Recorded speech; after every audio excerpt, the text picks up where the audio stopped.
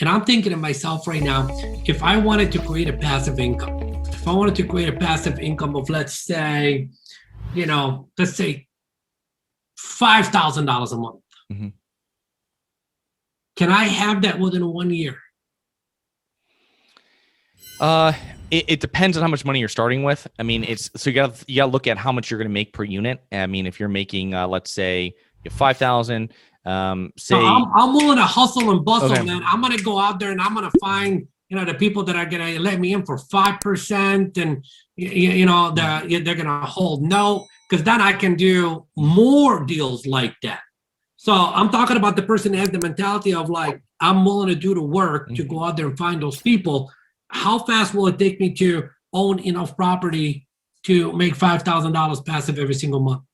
I would say in most areas, you're probably looking at making about $200 a unit per month, right? With normal financing, normal terms, obviously different markets, but so that's what 25 units. So really, what you're doing is you're going out, you're talking to all these owners trying to buy 25 units. I mean, that's probably what your end goal is and what you're talking about. You know what I So mean? that probably take, I'm assuming 18 months to 24 months.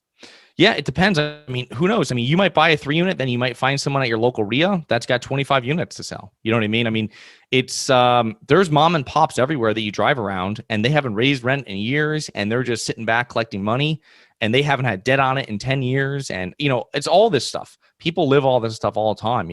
When the rent moratoriums were going on, they were saying that's like half the landlords out there are just mom and pops that own one or two properties. Those So are you can exactly show me, what you want to do. how to do all of this. Yeah, I mean, what our firm really does is what we do is we focus on working with passive investors to invest into multifamily properties. So if you don't even want to deal with this and you can invest alongside us in our deals. And that's one way of going about it, which we haven't got into. We're talking more on the active side. What I do is that if someone's listening, they can reach out. I do free 30-minute calls.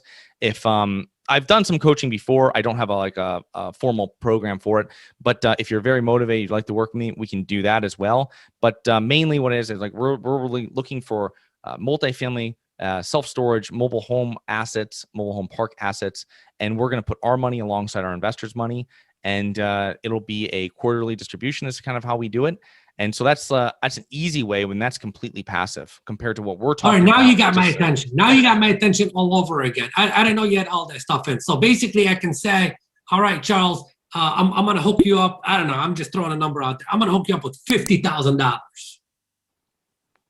And then you make that money work for me and you cut me out a check every quarter.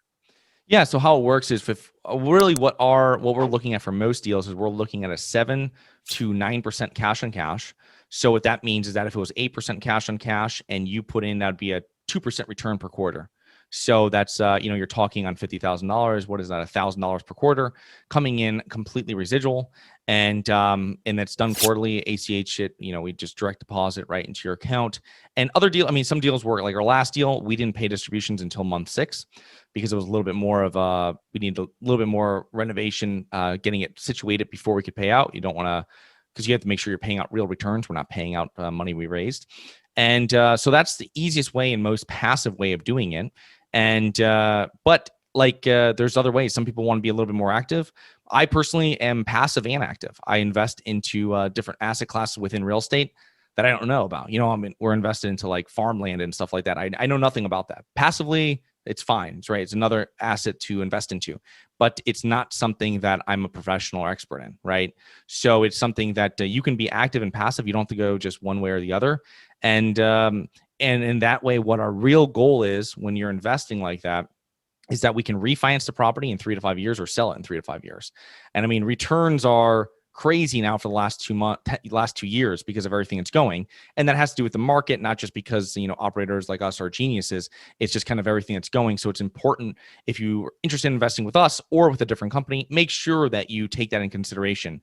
And it's very true what they say, past performance doesn't, predict or indicate future returns. And that's very important with anybody. 100%. Yeah. But just make sure you're investing into solid assets. So the main thing here when you're investing into any of these kind of assets, it's you want to have a reserve. Make sure they have a sizable reserve when they're going into it, so they don't call you for money, what we call like a capital call. You don't want that happening.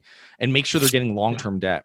So long-term fixed debt, right? You don't want some, if you have a very trained operator, they might get into some variable debt or something like this, which we would stay away from. But if they're saying, hey, we're going to keep this for 3 to 5 years, make sure they have 10-year fixed debt on it, right? So anything that happens in the next 10 years, you don't have to go back to the bank and try to refinance. You don't want to find yourself trying to refinance in March of 2020 in COVID, right? Where banks kind of seized up and then they opened up again, but you had no idea how long that was going to last.